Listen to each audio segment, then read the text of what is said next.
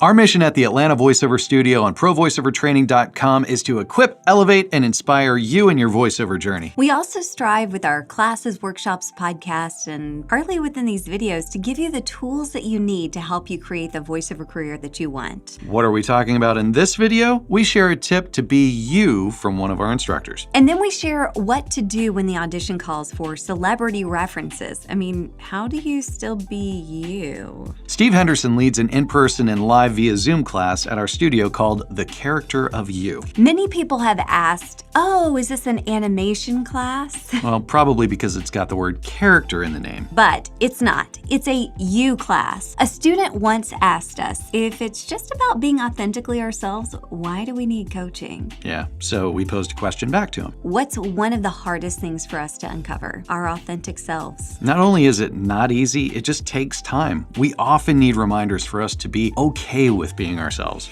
It can be especially hard for people coming out of radio where they might have had to project more or put on a voice. I'm a DJ. Went through all that. Or if you haven't had much training, but when you step in front of a microphone, you speak like you think you should be speaking. We hear it all the time. Steve's class helps you discover who the authentic you is and how do you bring that to a voiceover script. Here's some of Steve's insight with 3 important tips. Give yourself permission and stop protecting the perfection.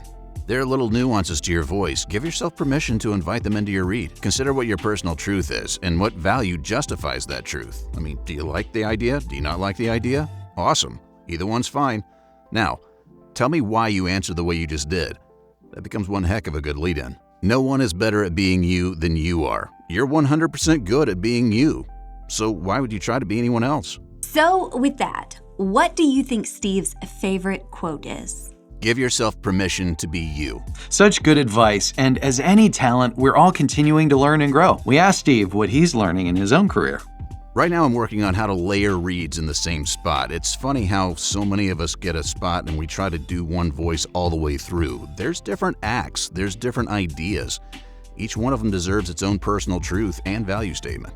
And just to clarify all of this, none of it would be possible without blueberry coffee. If you've been in my class, you know what I'm talking about.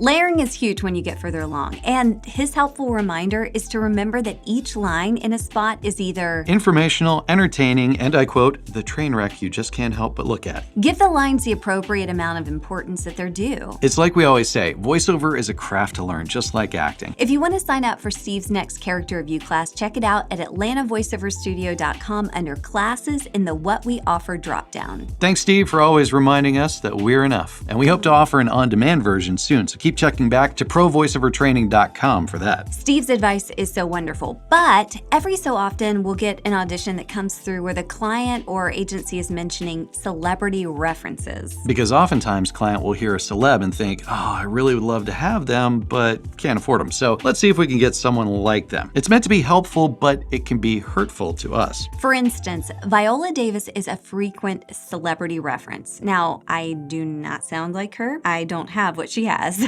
This can flummox the average talent. What to do? There are options. A, pass on the audition. B, try to emulate her exact voice. C, totally disregard the reference and do what you want. I mean, those are options, but we'd suggest the best option is actually not on that list. Unless the audition specs are asking directly for a voice match, what do you do? Focus less on pitch and more on perspective.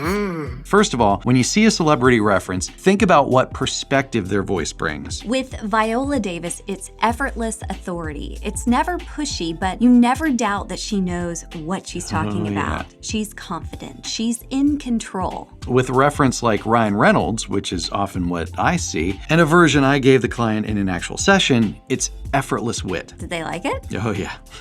They weren't pushing me that way, but reading the copy in my mind, the type of read, it worked so perfectly. So I asked them if I could actually try something. It had Ryan's essence and they loved it, and I'm still waiting to see which one they'll choose for the final, but they really did like it. And funny bit, after I gave that read, Ryan's essence, I said, I want a little Ryan Reynolds vibe on that. And the client yelled out, that's what I was gonna say. And they were a fun group too. So I felt free free to offer my own spin on that take. I love that.